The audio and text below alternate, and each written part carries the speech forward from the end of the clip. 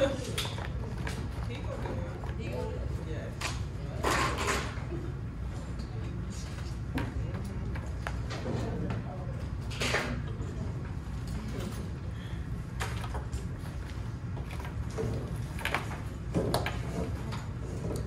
anybody have any questions before we start today?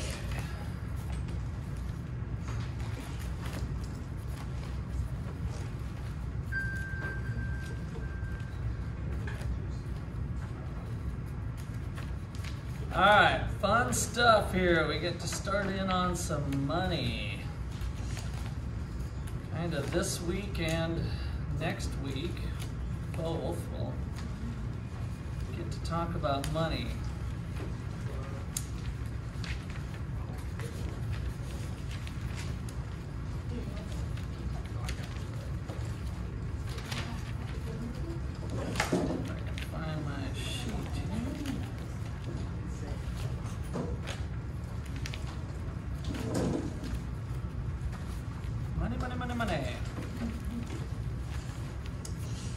There we go. All right. So let's kind of brainstorm here. A little bit of pain for things. So how do you pay for things? Question mark. So this is chapter 13 we're starting on money. So give me some things to write down here. How do you guys pay for things? Apple Pay. Okay, good. Cash. Apple Pay. Cash. Visa. I heard debit card, I think. Cash apps. Okay, so like you're thinking like Venmo and Zelle, that sort of thing. Venmo, Zelle, a few other ones. What else?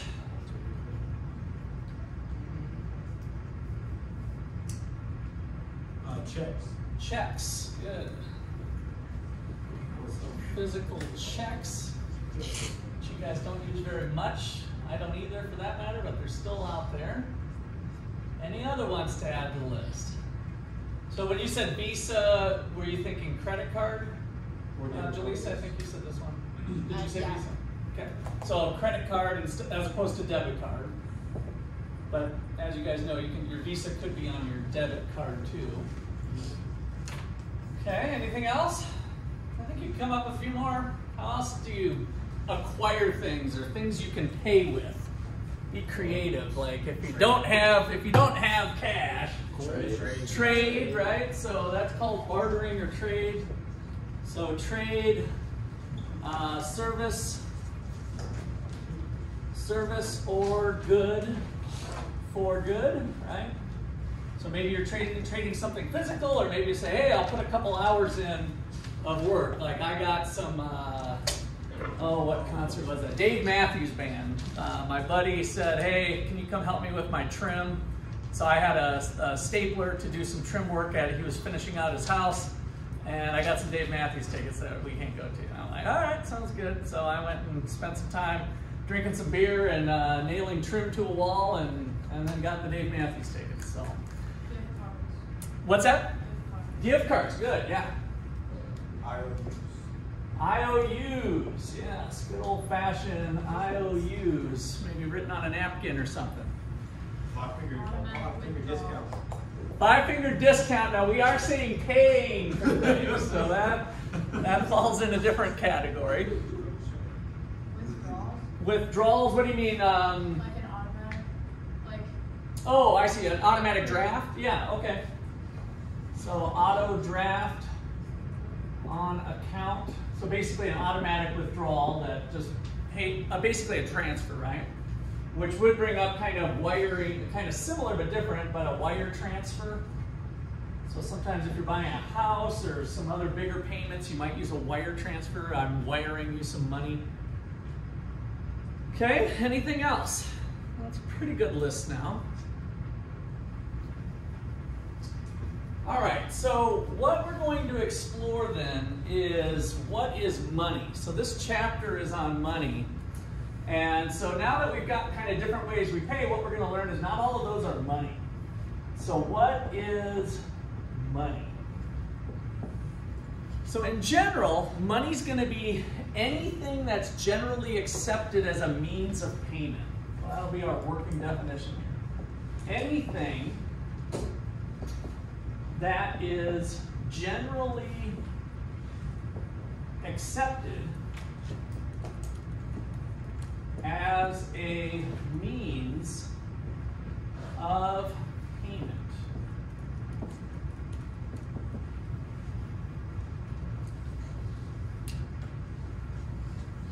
So is gold money? Is gold?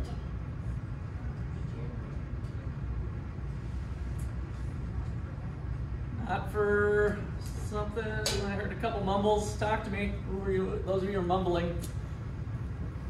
Is gold money? It can be. It can be. Why? Because it's a form of, because it does have a, what is it? It holds a value, if I'm correct. So like, certain amount of gold is worth this much amount. So like, you can like. Can you go to Walmart and buy in gold? Can you go to Walmart right now and they're like, No. they'll say, oh, I don't have any cash, but here's an ounce of gold. Are they going to take it? No. They probably, yeah, you'd have to get pretty creative. But so this definition is what we want to hang our hat on, is anything that's generally accepted as a means of payment. So another way to look at that is this money? Is it generally accepted as a means of payment? Yes. Is it money in China? No.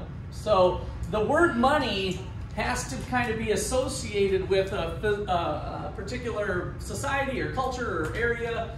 Geographically, things could be used as money. What have you guys heard or maybe seen in the movies? In prison. Hopefully you haven't used this yourself personally, been in prison. But what is money in prison?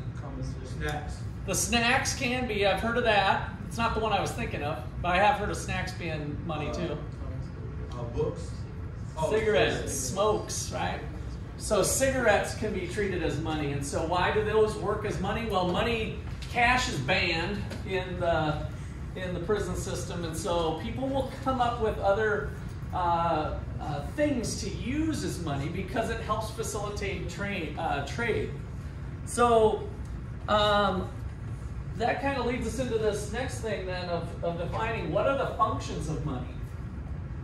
So what are the three functions of money? And this will kind of see why cigarettes, maybe gold used to be money, but now it's not. What are the three things? So number one, it serves as a unit of account.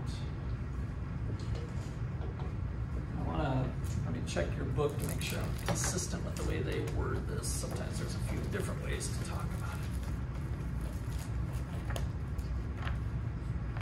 it. A unit of account. So it's kind of nice to have a standard measure.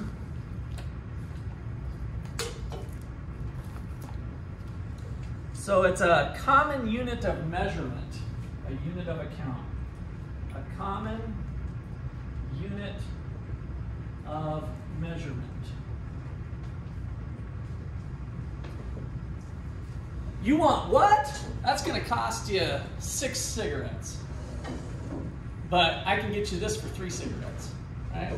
So all of a sudden we're using cigarettes as a unit of measurement for the goods that we're going to do.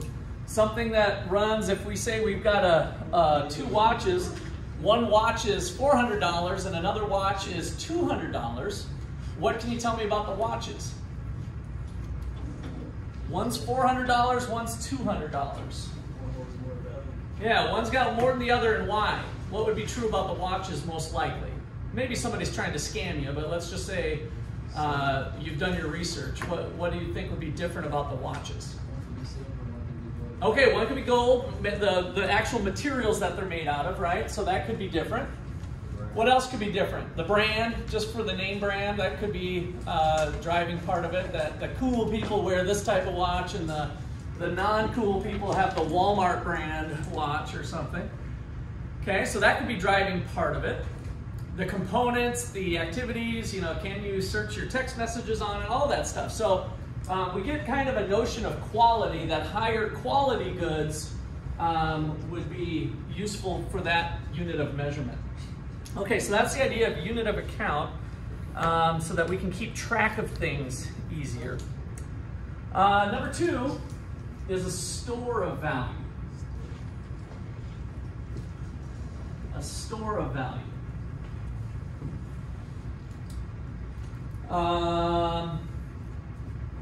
In prison, why wouldn't you want to use lettuce? Lettuce is green, kind of get you back to thinking about using cash. What would be wrong with using lettuce leaves? It's not gonna, the value, is it going to store? How long are those leaves going to last? They start to get a little nasty maybe even after a couple days, but maybe, depending on the leaf, maybe a week. But it doesn't have a good store of value. The actual product starts to deteriorate, right?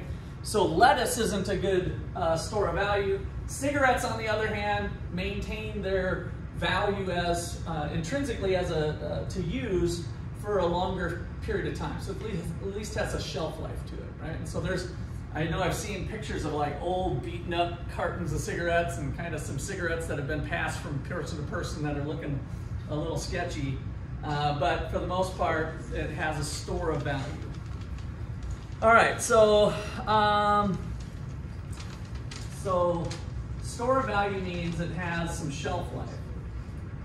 Has some shelf life. And allows people to transfer purchasing power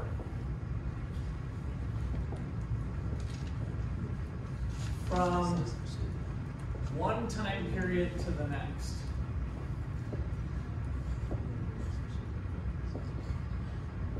And usually for this type of thing, you'd probably be kind of thinking year after year. So if you have an ounce of gold, the reason why gold was nice is the value didn't deteriorate very much. It didn't lose its color, it didn't lose its properties. So gold worked pretty good back in the day. And the US government spends quite a bit of money. This paper is pretty higher quality, right? It doesn't tear real easy. You can wrinkle it up and still maintains its form. The ink doesn't rub off, right? If you kind of rub your fingers on it.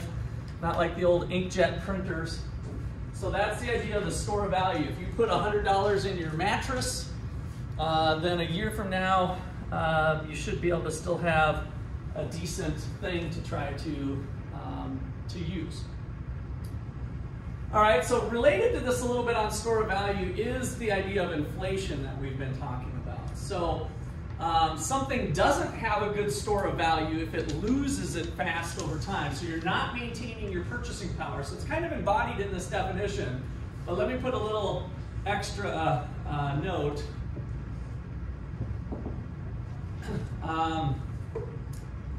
Does not lose much value over time. Like the lettuce was bad, so low/stable inflation. Your purchasing power is maintained.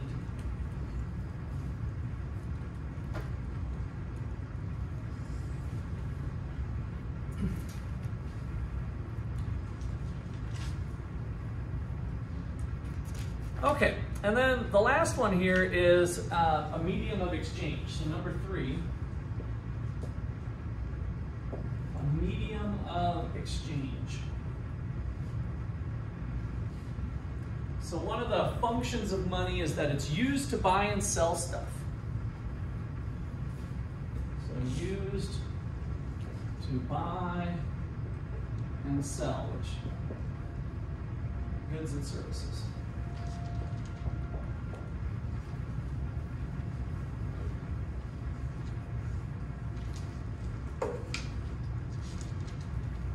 Okay, so when we talk about cash, we think about things being liquid. Maybe you guys have heard this before, like that is a very liquidable asset, liquid. Has anybody used that phrase or heard that phrase? What's the idea of liquidity? Go ahead, Samad. How fast you can use it? Yeah, how fast you can use it. How fast? So there's a couple different ways to look at it. It's how fast you can turn one thing into another. So let's say you have a car and you want to buy a new car. Well, that car isn't real liquid. Like you can't decide, oh, I'm going to get a new car, so I'm going to sell my car today and buy a new car. It's not real liquid. You might have to advertise it for sale, or you got to go to the car dealership and bicker with them or whatever. So the idea is to take your current $10,000 car, turn it into cash, and then take that $10,000 and go buy something else with it. So the idea of liquidity is your ability to convert an asset into another asset, or we usually say, since cash is the most liquid asset, your ability to take an asset and turn it into cash. So let's put that down as another definition here that we'll kind of work with here. So liquidity, and I think your book uses the ability to turn it into money. Yeah. So liquidity, if something's highly liquid, it's your ability to convert an asset into money. And you can kind of think of it as cash. So my ability to sell the asset, how liquid is it? So we'll just put cash is the most liquid asset. Since cash is the most liquid asset, then that's how we're going to measure this idea of liquidity.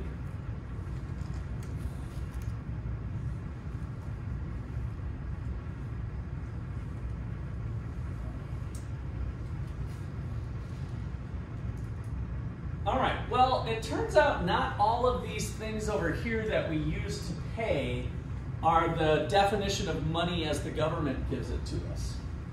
So money has different measurements according to liquidity, and that's what we need to pick off from this list. So from this list, before I erase it, cash is part of our measurement of money.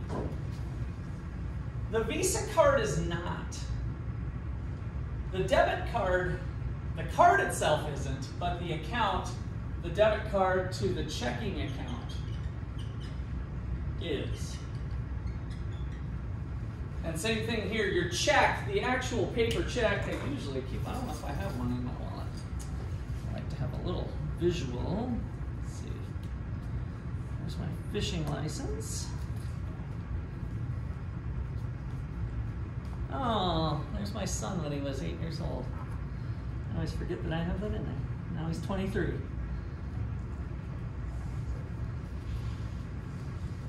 Nope, I do not have my check in here. But the actual paper of the check is not money itself, it's the account that you're drawing on is kind of the key point. So the check, the physical check is not money, whereas the physical currency is. This $10 bill, this piece of paper is money, but the physical check is not money. So it's the checking account. So the check, but it's actually the checking account balance. That is money. Same thing up here, this is the balance that you can use your debit card. So now all of a sudden this becomes a delivery vehicle, right?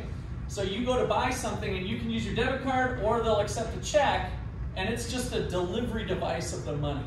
And same thing with Venmo. Now we get into all of these things. What it ends up being is the checking account balance.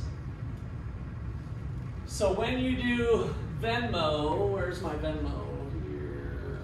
Cash App. All these cash apps are tied to an account somewhere, right? So the Cash App itself isn't part of the money, but the checking account, the account balance is.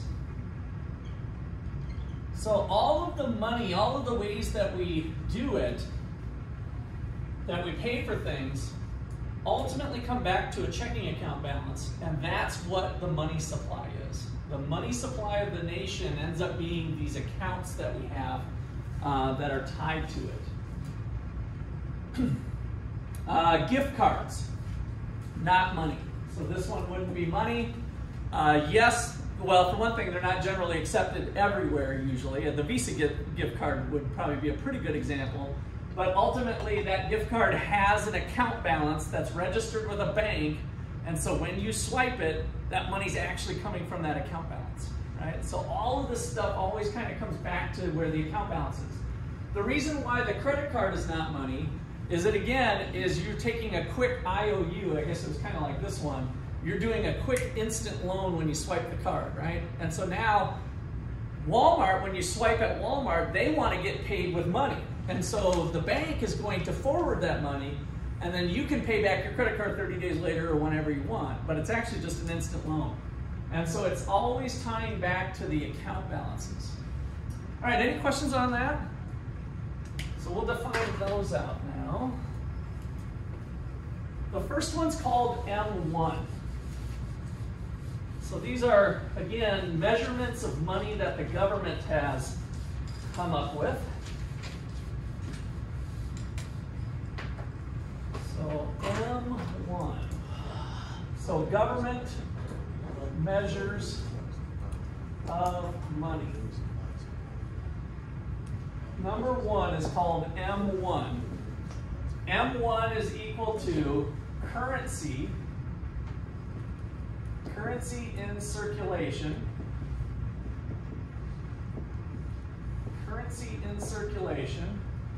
plus checking account balances.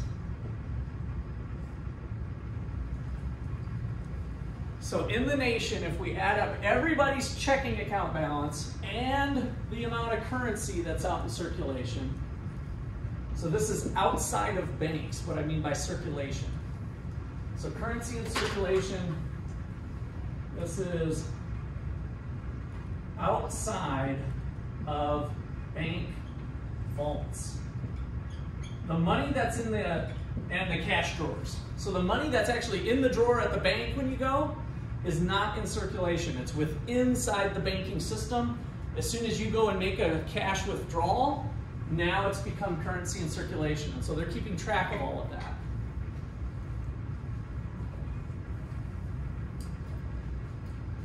Okay, so any questions on M1? The government's real creative here. Our second measure is M2. So the most important component of M2 is the first one because it's M1. So we're going to add on to M1 to make M2. So M1, or M2 rather, is M1 plus, now we're going to add savings account balances.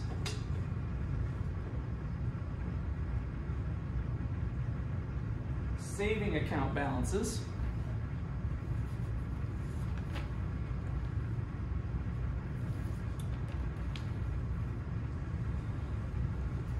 And I don't want to give you more than what,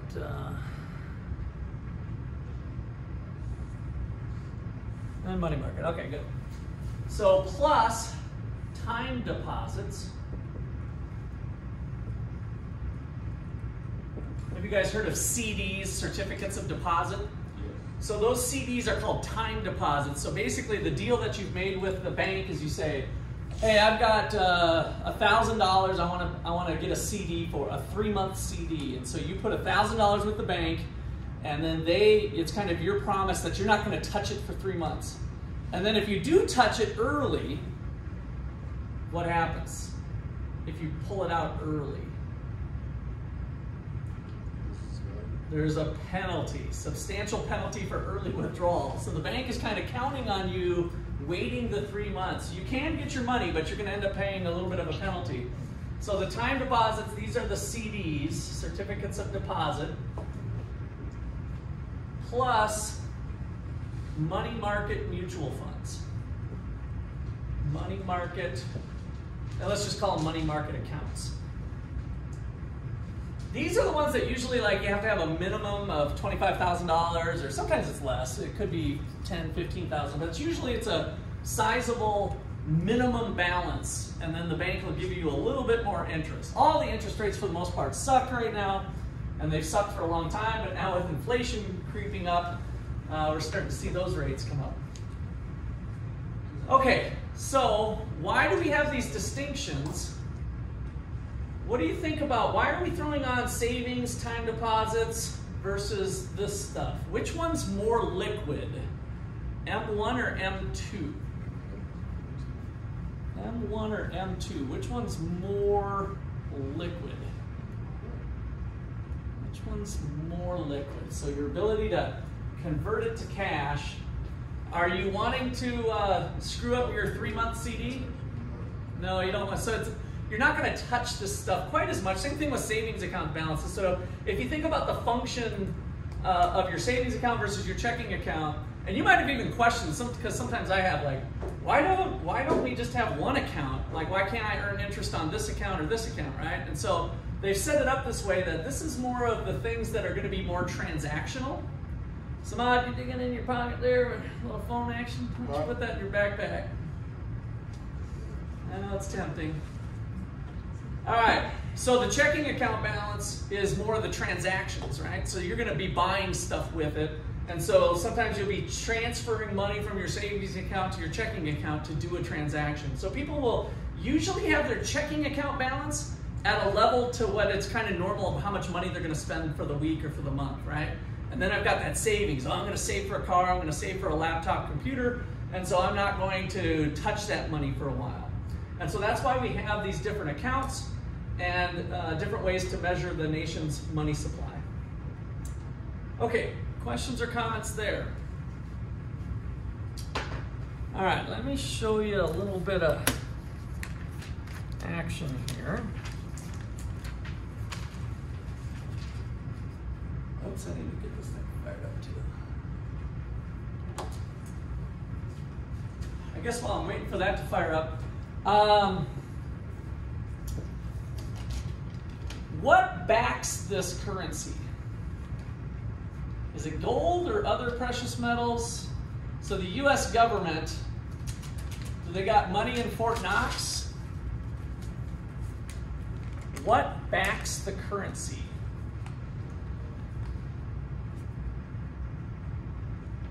Good answer. Your silence is correct. Nothing backs the currency. What does this say on the back here, Jaleesa? In God we trust, not the government. You guys are experiencing 8%, 8.5% inflation right now. Your government's kind of eroding the power of this, right? So be careful trusting the government with your money. So this is unbacked currency, so it's called fiat money. So fiat means it's unbacked. Historically, when the money, so the Federal Reserve, these are some things I'll write on the board here in a little bit, it started in 1913, so it's not even that old. And there was an amount of gold that reflected this, so that you could always go back to the bank and say, I want $10 worth of gold, and the government had the gold that backed it. And then once the Great Depression happened, they kind of went off on a new standard globally. And then ultimately in 1973, we totally abandoned the gold standard. And so this is unbacked currency, other than the government's word that they promised to pay, promised to be good with the money. And now they've kind of shaken us up on that promise as well. So here is the money supply. Get it down. So this is total M1 currency demand deposits. I should have probably mentioned that. That's a checking account deposit. So it's on demand. They call them demand deposits. And so we've got 4,000 billion. Woo, that's 4,000 billion. Anybody know? Just quick with the math. 4,000 billion. So what is it? Millions, billions. What comes next? Trillions, So 4,000 billion is 4 trillion. How much money do we make in the United States, the country as a whole, roughly, the number that I've been wanting you to keep off the top of your head? 20 trillion. So now we can start thinking about, we've got $4 trillion of cash and currency plus checking account balances to kind of help buy all of the nation's product of $20 trillion for the year. Now, once we add in the savings accounts, small time deposits, by the way, is less than $100,000. So the amount you have on deposit is less than $100,000, otherwise it's called a large time deposit. And then that gets into another measure of money. There's like an M3 and then there's an L. So there's other ones that we don't get into in principles class because these are the most important ones. So this orange area here then is all the savings accounts. And in the old days, back in the 70s, I think they abandoned this maybe late 70s or early 80s, this used to be the primary measure of money. So when they were talking about how much money is in the nation, they looked at this one. But then they switched to this one. And the reason is financial innovation. So we had the ATMs, which I thought was, I graduated in 1989, and so those just started to come about where you could pull money from the ATM, right? And so now all of a sudden, your savings account was a lot more accessible than it used to be. 24 hours a day, you could go pull money from the machine. In the old days, you had to go during banking hours, right? And so it wasn't quite as liquid. So as financial innovation has occurred, these types of deposits have become more and more accessible. And now, of course, we have our apps and our online banking and all of that stuff makes our savings account pretty much as easily accessible as our checking account. And so now the focus is on M2, which is at $15 trillion. So $15 trillion is the amount of money floating around with all of these forms, Apple Pay, all the account balances. That's it. We got about $15 trillion is what we're tracking. Okay, questions or comments there? All right. So what's the problem with fiat money? Well, I got a little video for you here. So I am going to Zimbabwe with President Reg on May 7th, right after graduation, till May 22nd. So I'm going to go to Zimbabwe and I'm going to give a talk. I don't know what I'm going to say yet, but he wants me to talk to some bio people, microbiology. I think they're mostly in graduate school.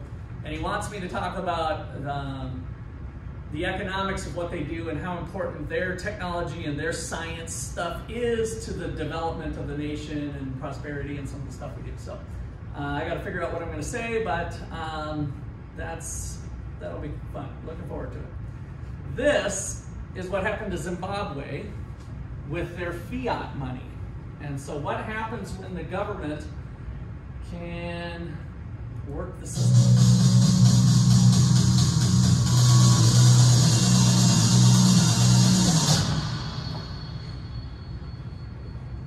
One of the things that we put together as a little display for some of our clients is a series of 27 official notes. This is currency from the country of Zimbabwe. And if you take a look here, this starts out at $1. The date on it, I don't know if you can zoom in and see that or not, David, but in 2007, they had ones, and then of course 5s, 10s, and 20s. And this was the currency that was being used. As we well know, what happened is the hyperinflation started to kick in, and they started to print higher and higher denominations as people demanded more and more currency. And so they got up into the 500s and the 1000s. We're still in 2007. Here in 2008, they started printing in the tens of thousands. So in a period of less than 1 year, we went from 1s, 5s, 10s all the way up to 10s and 20,000s. We started looking up here at 50,000, 100,000, 500,000, and $1 million bills. And it just kept going and going and going.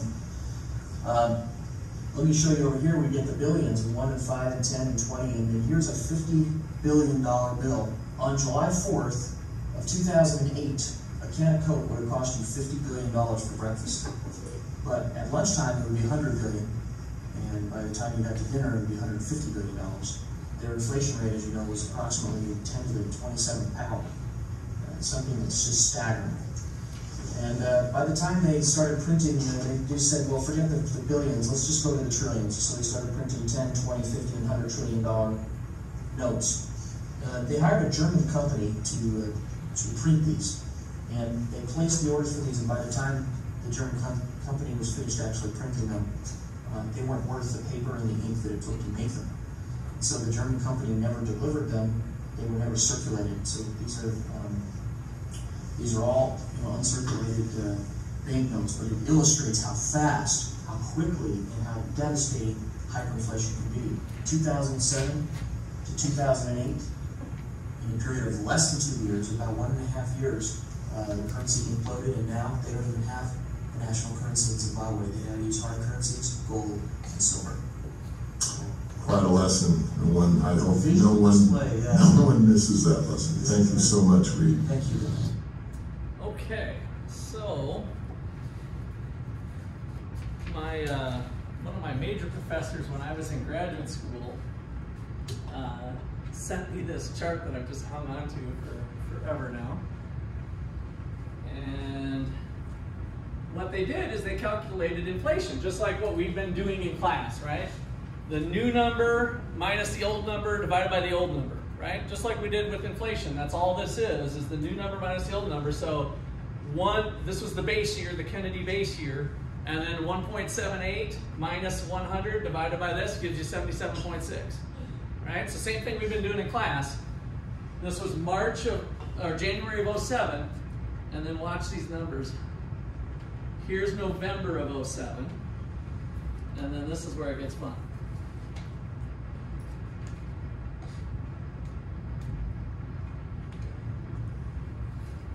So we went from 100, the base year, and now we're at 49 million is the price, is the hyperinflation. 3,000%, and then finally ending down here where the currency basically just imploded on itself. And why did it happen? Well, the government was spending, the whole G and T business that we've been talking about in class, where if you run a government deficit, if you're not collecting taxes, you got to pay for the stuff somehow. Well, one option in these countries is to just print off money. And so literally printing it off is what they did. So I'll pass this around. This is something that hangs in my office. It's a copy of those bills. And then I've got some other ones in here too for fun. So I will pass these around. You guys can see what some of these bills. These are fake ones here. I'll get to that later. There's a couple Zimbabwe Notes. There's another one. So this is real money that they were using, that just like our $10 bill is getting eroded with 8% inflation, well, that's what can happen in some of these countries when they get a little irresponsible. Okay, so Zimbabwe is one of the poster childs for hyperinflation, and so how do we keep that from happening in the United States is kind of the big question. And so let's take a look a little closer now at our system, the Federal Reserve System, and how do we keep our bankers and politicians from doing what Zimbabwe did to it?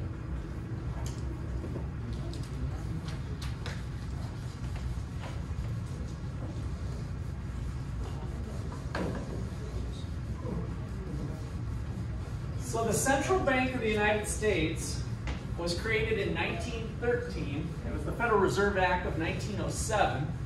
So when you think about it, it's just a little over 100 years old. How old's our country? What year was that Declaration of Independence? 1776. So the point with that is that we went a long period of time without having any central bank. So the banking system back then would be usually smaller either a rich family possibly that would own a bank, and then they would kind of issue their own currencies. And then ultimately that system didn't work very well for a variety of reasons. So our central bank is called the Federal Reserve. So let's title this the Fractional Reserve System.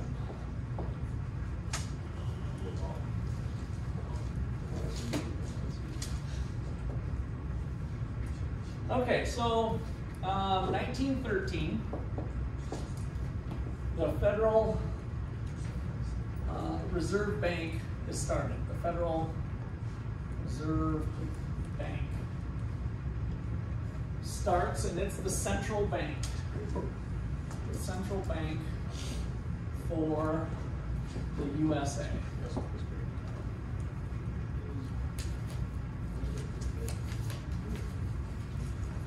Find my notes again.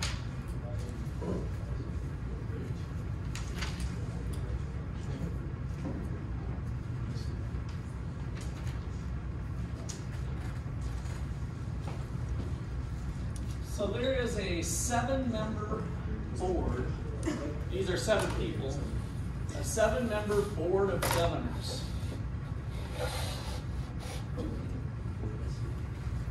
And these are the people that really control the monetary policy. So these 7 members control the money supply, which we're talking M2, right? The money supply now, we're thinking about the amount of currency that's floating around. The 7-member board of governors control the money supply through different tools that we'll get into. They each have a 14-year staggered term. Staggered term. In other words, they don't all come due at one time. So they have a 14-year run. Typically, they don't go all 14 years because they look pretty attractive to Wall Street, and so they don't make a lot of money working for the federal government. They probably make a couple $100,000 a year, which might sound good to us. But when Wall Street's offering $2 million a year, all of a sudden it's like, bye-bye, government. I'm going to go work for somebody else now as a consultant. So they typically run about 5-year terms. So the average governor serves 5 years and then makes big bucks on Wall Street, because now they have kind of insider information about the Federal Reserve and their policies, and so some people on Wall Street think that's a pretty cool deal, and they're willing to pay them some money. They are appointed by the president. Appointed by the president.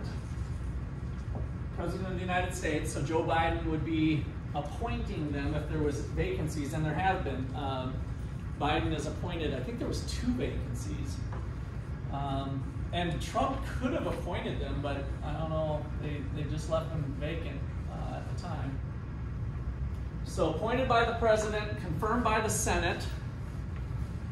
So appointed by the president and confirmed by the Senate. So they get kind of grilled with questions.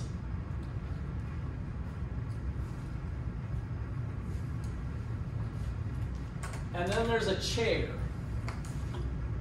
So the chair of the Fed, I'll put Fed in, so when I use the word Fed, that's kind of our short nickname that everybody uses for the whole Federal Reserve banking system. So the chair of the Fed serves a 4-year term, but it's renewable. 4-year renewable term within their 14-year run.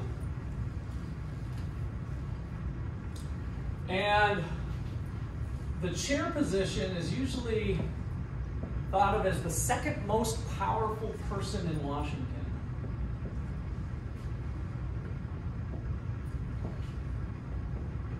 Second most powerful person in DC.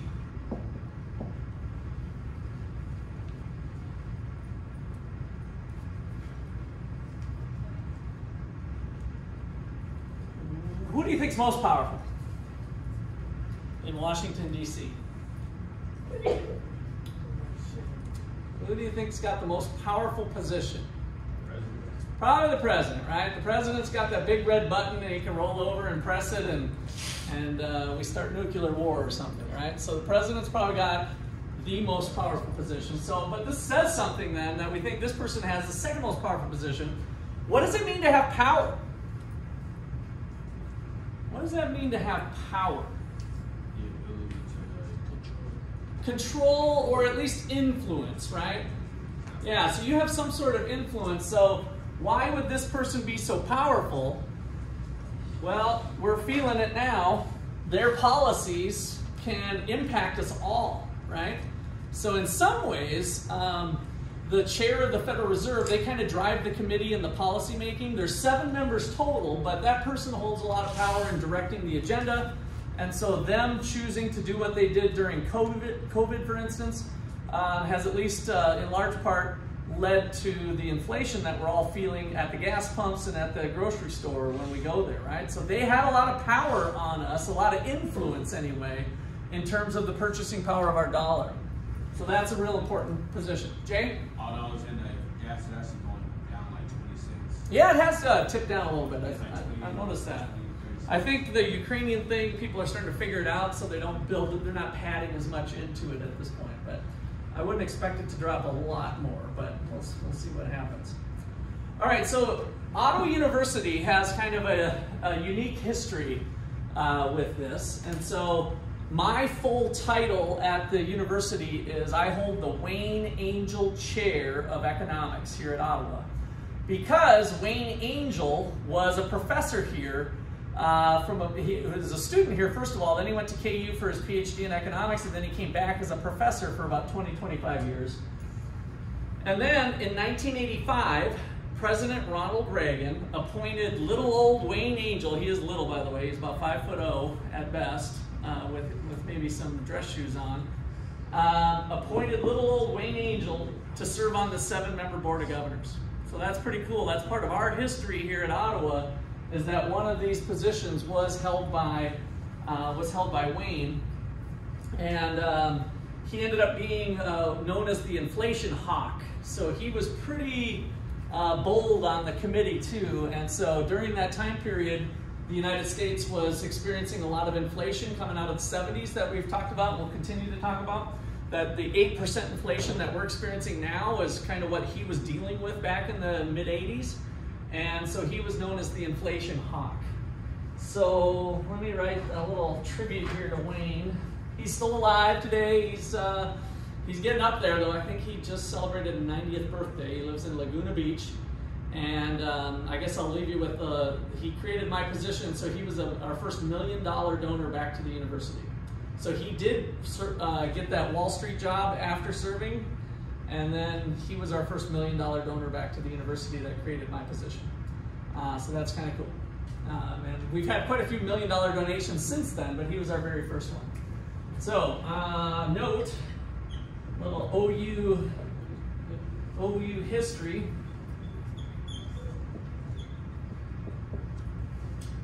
Wayne Angell was undergraduate, student and professor here. This sounds like a good extra credit question for your final exam. Hint, hint. So OU history fact, Wayne Angell was a student and professor here and was appointed as Fed governor in 1985 by President Ronald Reagan at the time.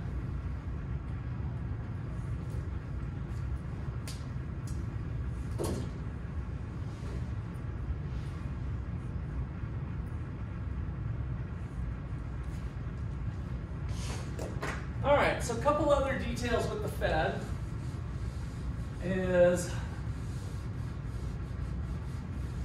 those 7 members also serve on a couple different important committees.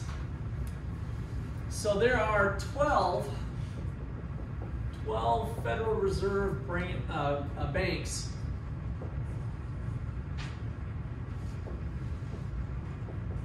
in the United States. And again, a little local note here, Kansas City and St. Louis, which isn't too far from here, have one. Each have one. So of the 12 in the United States, we have one in Kansas City. I don't know if we're going to be able to do it this year. It would be kind of fun, but we've done student field trips to the Federal Reserve Bank. You get to see a whole vault full of cash and where they print off new bills and recycle them. So it's kind of a cool thing to do if we're not able to do it this term. If you get a chance to, that's kind of fun. So there's 12 Federal Reserve banks that are scattered across the nation. And we have this 12-member Federal Open Market Committee. Federal Open Market Committee. The FOMC. And that 12-member board is the 7 governors that we talked about, plus 5 rotating Fed presidents.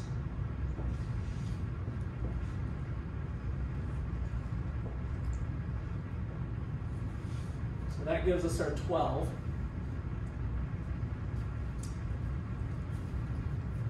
And this is the primary group of people that determine monetary policy for the United States.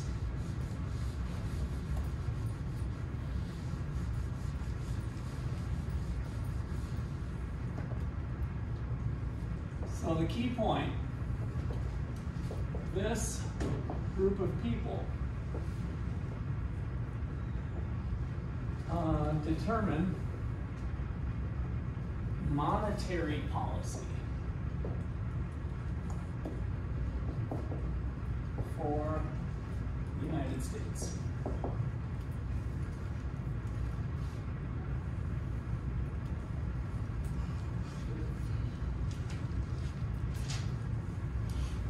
So we've spent most of the class so far talking about fiscal policy, right? So Joe Biden and Congress changing taxes, changing policies, spending money, all of that business is fiscal policy.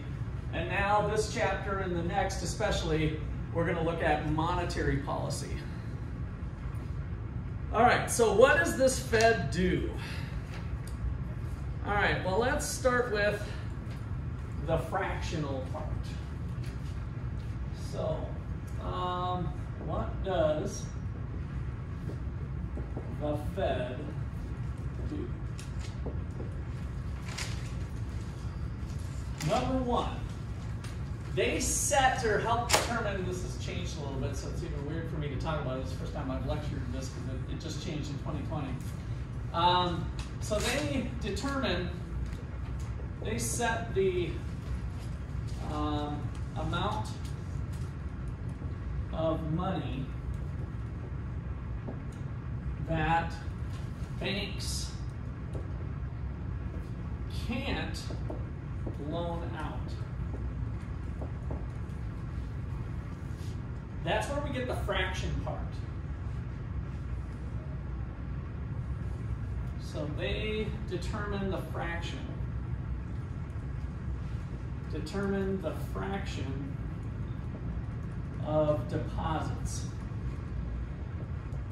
that can be part of the loanable funds that we talked about in the previous chapter.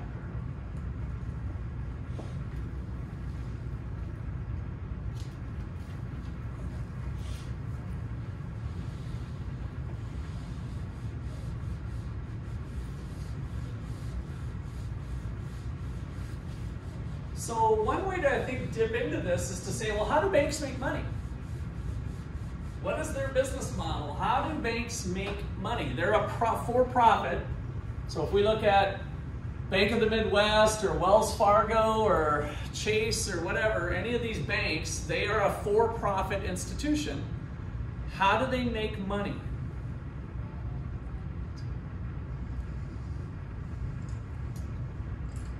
Looks like we might need to go to the random number generator here. So Robert, I think you helped us out last time, didn't you? So let's go, Robert, number between 3 and 10. 7 it is. 1, 2, 3, 4, 5, 6, 7. Anna, you're our lucky winner. So how does a bank make money?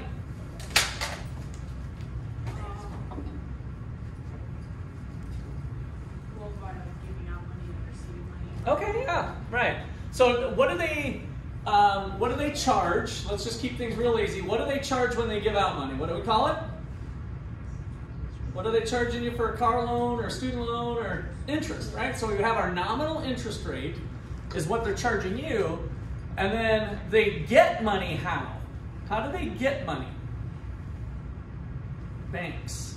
Where does their money come from?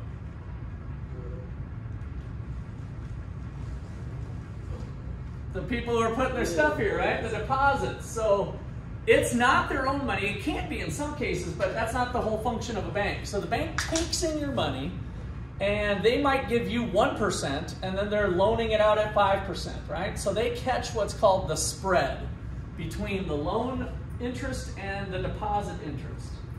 So let's kind of take a step back here and just say the key point. Banks make money. Of course, they have late fees and stuff too, which has been pretty profitable for them. But their primary thing, the way they make money, banks make money. And maybe that's even a poor choice of word. How about we put banks make profit? Since we got too many monies going on, I didn't like that. So banks make profit by charging borrowers more interest than what they pay on deposits.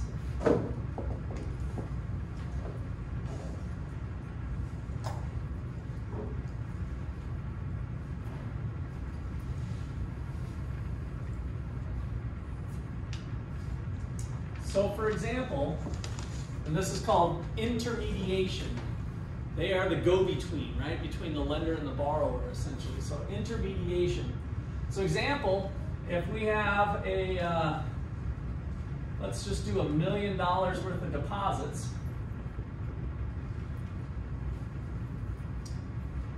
They're going to keep some of that not loaned out because they don't know who's going to come in the door the next day, right? So maybe they take 100,000 in reserves that they're not going to loan out. So let's put required reserves. This is part of what the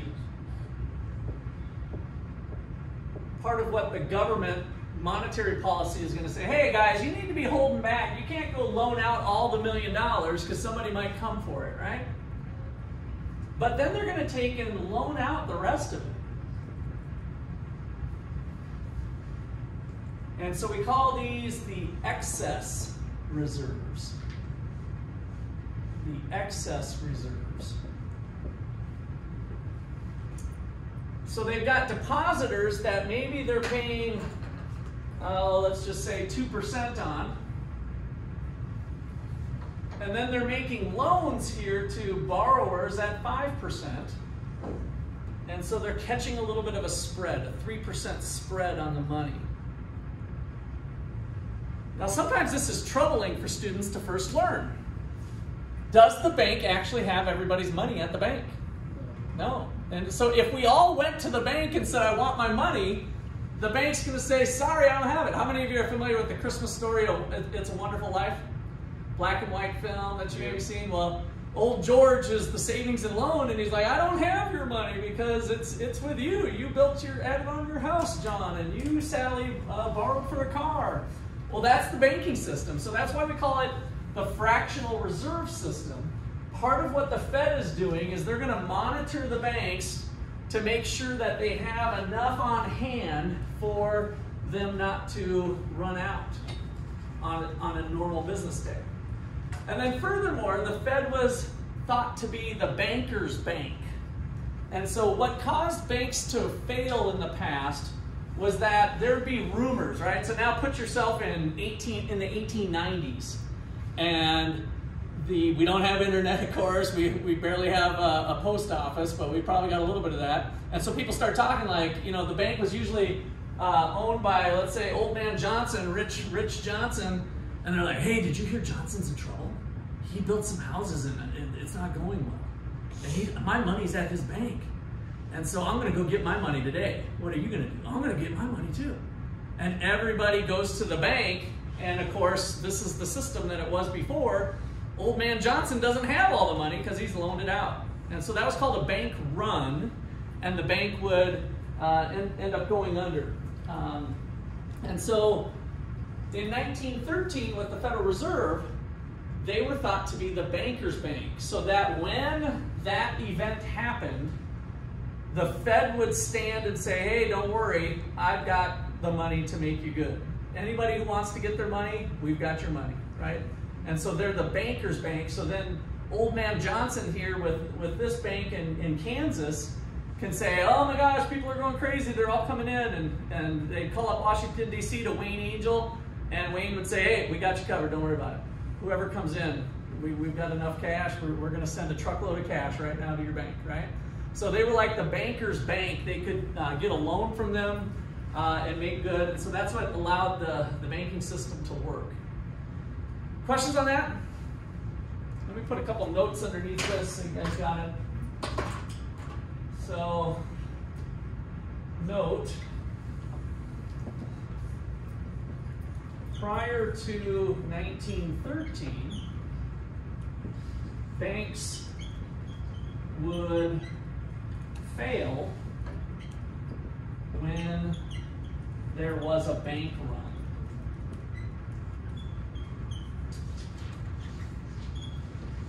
So it's a run on the bank. Everybody's running for their deposit. So prior to 1913, banks would often fail when there was a bank run. And so one of the primary functions of setting up the Federal Reserve in the first place was to become the banker's bank. So Fed became the banker's bank. And each would keep a fraction of deposits with the Fed.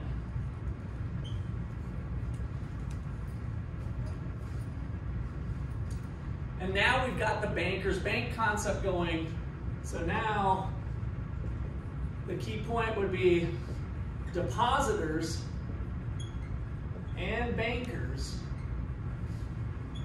knew that the Fed would loan money if there was a bank run.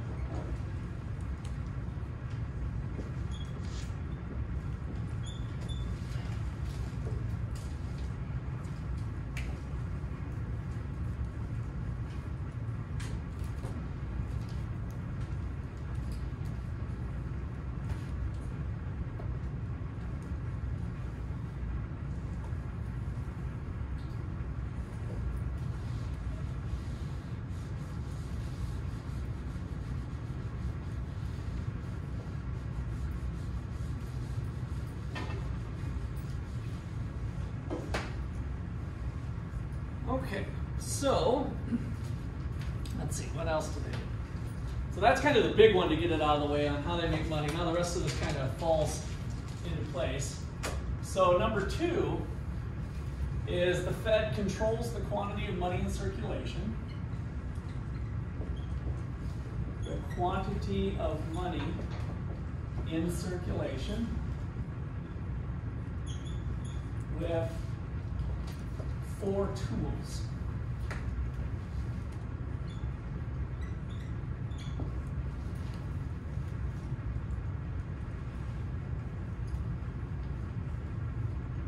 I'm going to explain those 4 tools in a separate note, so I'll put the 4 tools later.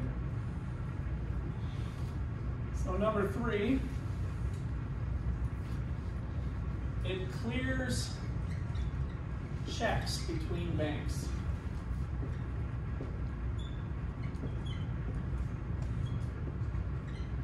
So it's kind of a processor. So I have my account at Wells Fargo and you have your account at Chase.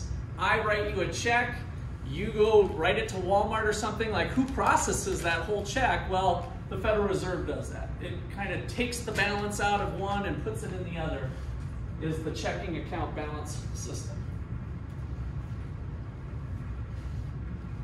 Number 4, it supervises and monitors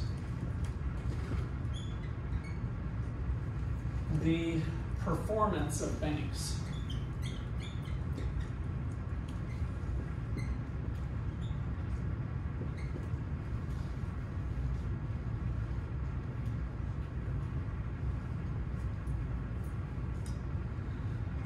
So they're the ones that are going to kind of check to make sure they're following all the rules and guidelines, lending laws. All of that's going to fall in the hands of the Federal Reserve.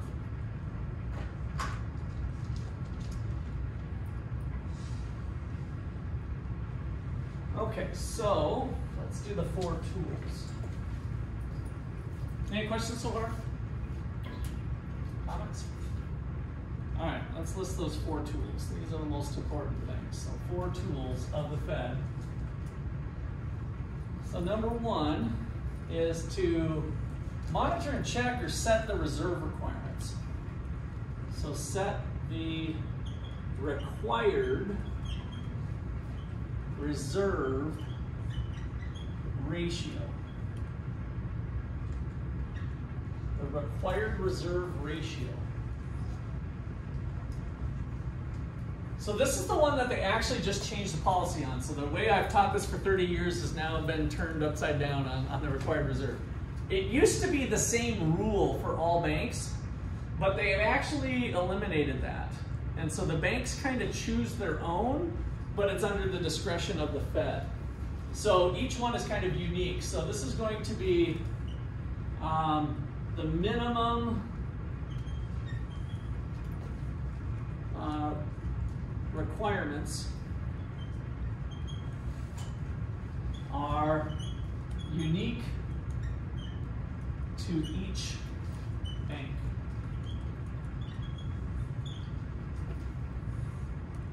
And Fed monitors it. So if the bank looks like it's getting in trouble or something, or if they're being a little too risky, then they're going to call that to their attention and say, hey, you can't be loaning out this much money. So they're going to alter their reserve requirement. But it's no longer across the board the same for everybody. Number 2, it sets the discount rate.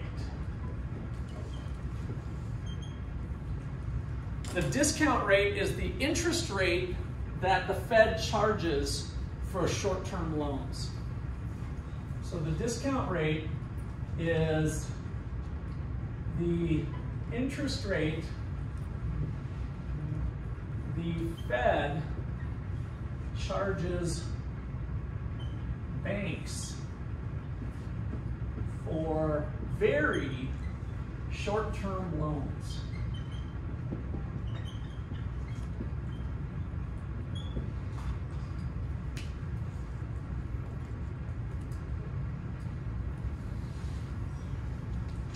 So maybe I'm just going to make up a story, but where this could come in. So you're a fairly big bank and you've got $10 billion worth of assets, but all of a sudden a Russian oligarch calls up and says, hey, there's trouble going on with this war. I'm going to pull out $1 billion. And they're like, we don't have $1 billion, right? We don't have $1 billion. And so what they can do then, the bank can go to the Federal Reserve and get a loan for $1 billion. We can come up with $1 billion in a week. That's not a problem. I know that's kind of funny to think about, but they can probably sell some other assets or do some other maneuvers. And so they'll take like a 1-week loan for $1 billion to make, until they can settle up their accounts to make that whole. So that's what the discount window is used for. It's the interest rate for the Fed making short-term loans to member banks. Number 3. This is the other new one that just started in 2008 with the financial crisis. And that is the interest rate on reserves. So sets the interest rate on reserves.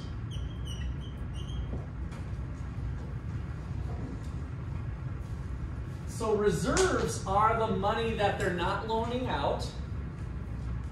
So reserves are money that is not loaned out.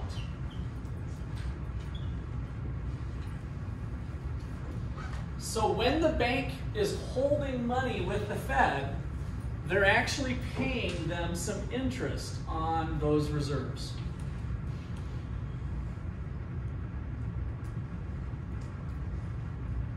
Okay, so those are the 2 interest rates that the Fed controls. Otherwise, when you hear the Fed is raising interest rates or lowering interest rates, they don't actually set any interest rates. Those are all market driven. So how much you pay for your car loan or your house loan, or different interest rates for borrowing for corporate bonds, or any other interest rate out there, these are the actual only ones that they set. All right, the last tool is the most important one. Number 4, called open market operations. Open market operations. And this is the purchase and sale of, let's just say bonds, I guess. Again, this one's gotten wacky over time too. It used to just be government bonds. The purchase and sales of bonds by the Fed to change the money supply.